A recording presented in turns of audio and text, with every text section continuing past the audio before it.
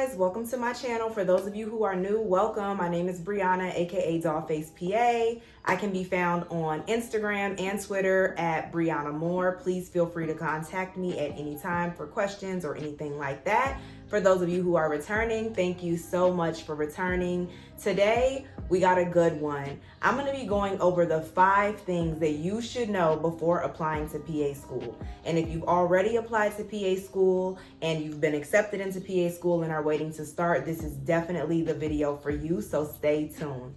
Number 1, in the spirit of financial responsibility, the vast majority of people that go to PA school have to take out student loans to do so because it is expensive. For those of you who have parents that paid for you to go to PA school, you can just plug your ears on this part. But for the remaining people who are going to be taking out loans, minimize your loans. And what I mean by this is take out the smallest amount possible that you are able to live with. And so I understand everybody's living situations are different. Some people have rent to pay, bills to pay. I was very fortunate to be able to move back home and stay with my parents. And so that reduced the amount of loans that I had to take out. But you need to sit down and make a realistic budget. You need to sit down and think, how much money am I going to need for groceries? How much money am I going to need for gas if you're driving to and from school every day? And you need to multiply that by the amount of months that you're in school and take out enough for your tuition and your books, and then take out enough for that and let that be it. You should definitely plan for an emergency fund. I would say to keep maybe about $3,000 to $5,000 in there. Maybe you should take that additionally out in loans just for emergencies. Like, for example, when I was in PA school, my transmission in my car went out. Like, I had no choice but to pay the $3,000 to get it fixed because I needed my car to get to and from school. And so maybe like thinking about what potential emergencies could come up and take out an extra amount of money for emergency fund based off of that. But beyond that, do not take out extra loans. It seems so easy to do in the beginning, but as we all know, you have to pay that back, and student loans are no joke. Number 2, just piggybacking on the whole financial responsibility, live frugally. And for some people, like myself, this is very hard because listen, I'm the girl that always has her hair done, nails done, pedicure, lashes done. Like, I gotta be real. So going into PA school, I really had to scale that back a little bit because budgeting an additional $200 to $300 a month for my extras, getting my brows done, all of that, it just wasn't realistic when I was not working and when I was like so bogged down in school. So I'm gonna be honest with you, YouTube is our best friend. I learned how to do so much of these things on my own. When I was in PA school, I learned how to do my own hair. I started doing my own wigs. I started doing my own brows. I even started doing my own individual lashes. I started doing my own nails. You can order the little gel set for manicures off Amazon. Do your own gel manicures. I mean, you really got to get creative in PA school, because if you're not living frugally and literally just living for the basics and going and spending unnecessary money, that money is coming out of your loans. And again, that is going to make it very difficult to minimize the amount of loans that you're taking out. Number 3, do not make any major life plans that you can control during the time that you're going to be in PA school. Of course, we know that life happens. Unexpected things happen. Some people got pregnant during school unexpectedly. Those are things that just like, you can't really like control. You can control it, but accidents happen. Or, like the death of a loved one. Those things you can't plan for. You can't prepare for those things. But I would not recommend planning a big life event while you're in school. For example, I would not recommend getting married while you're in school. I just wouldn't.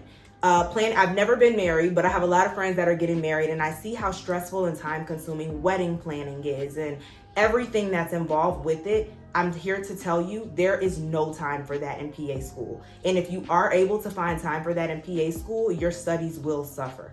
And so if there's any way that you can just postpone it, I had a lot of classmates who literally like just waited until right after we graduated to get married because they didn't want to be dealing with the stress of all that while they're in school. That would be more ideal. You have to understand that you probably will be missing out on a lot of life things. Like if your friends are having a bachelorette party or bachelorette vacation in Mexico, you might not be able to go. This is just the reality of what such a rigorous program is going to require of you. And you know I'm always going to keep it real with you. So this is just the truth. And I'm not saying that these things are impossible. I know people that made it work during school, but I'm going to be honest with you, it doesn't come without a cost. And the cost is going to be, in some capacity, your studies will suffer. So that's something to consider. Number 4, get you a reliable computer. I have a MacBook. My MacBook got me through all of PA school. It was great.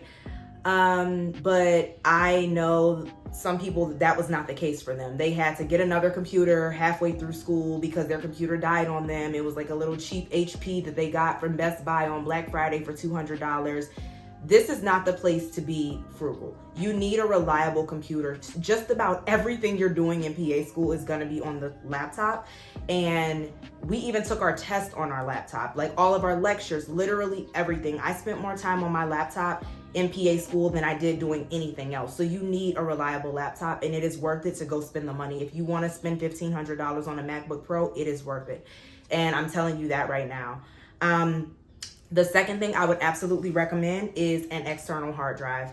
So many files are going to be getting saved when you're in PA school, from your lectures to the notes that you're taking to PowerPoints to projects, literally everything. And story time, I was in my second semester of PA school when my hard drive on my MacBook Pro actually crashed. And to this day, we don't know why it happened, but I did not have anything backed up anywhere, and I was devastated. I lost literally everything. I lost everything. And I don't know if you've ever lost very important files before, but it was literally devastating. And a lot of my notes, a lot of things, I was not able to ever recover. And you need these things, especially when you start to prepare for the pants, because you want to be able to reference your old notes, your old PowerPoints, and a lot of those things I did not have. And so it is completely worth it to invest in an external hard drive, and I would recommend to back up regularly. Anytime you know that you just saved an important file on your computer, just back it up. Just back it up. So if something happens to your computer, you have all of your files in a safe place. This was $100 at the Apple store. I think this is 500 gigabytes.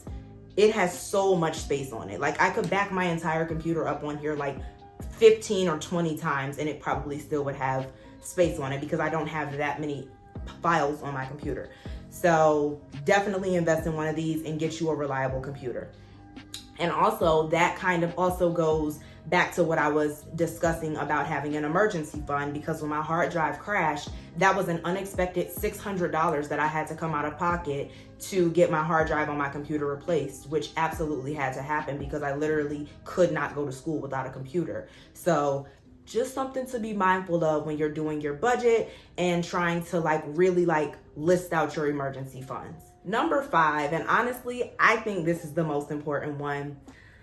I'm gonna let you in on a little secret that a lot of people won't tell you on YouTube. Grades don't matter. Your grades do not matter. And before y'all get all tight in the pants, let me explain what I mean by that. I've had a lot of PA students come to me and say, there's people in my class who are at the top of our class, their grades are higher than mine, and it really bothers me that so many of my classmates are doing better than me. My first question is, are you passing the test? Are you passing the test? Are you maintaining a GPA of a 3.0 or higher? And if the answer is yes, it doesn't matter.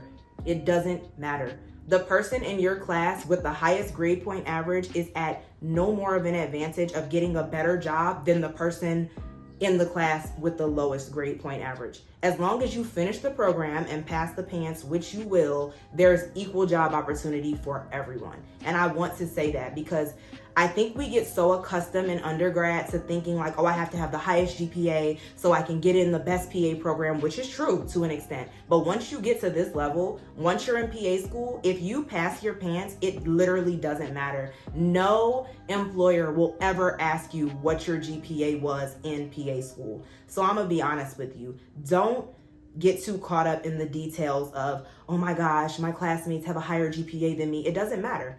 It literally doesn't matter. This is literally a marathon. You just got to get through it. As long as you're passing the test, the grade actually doesn't matter.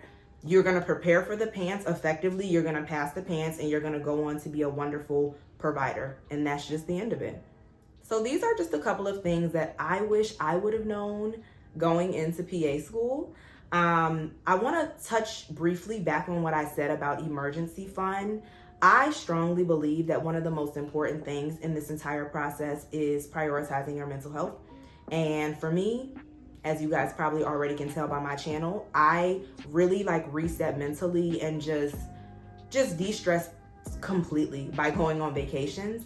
And so I'm not gonna lie, I did take out a little bit more money to be able to plan one trip while I was in PA school. It was in between semester 1 and semester 2. I went to Mexico, and you know, I did it like in a very inexpensive and frugal way, but like it is okay to like plan to like go away once or twice. You're not going to be able to just take vacations whenever you want, obviously, because your schedule doesn't allow for that. But in the little amount of time off that you do have, which is usually, I think, like 1 week in between semesters, if you want to go somewhere, you should do that, because your mental health matters. And this is such a brutal process that like sometimes you really just need to unplug, go away, clear your mind, and come back so you can jump back into the grind.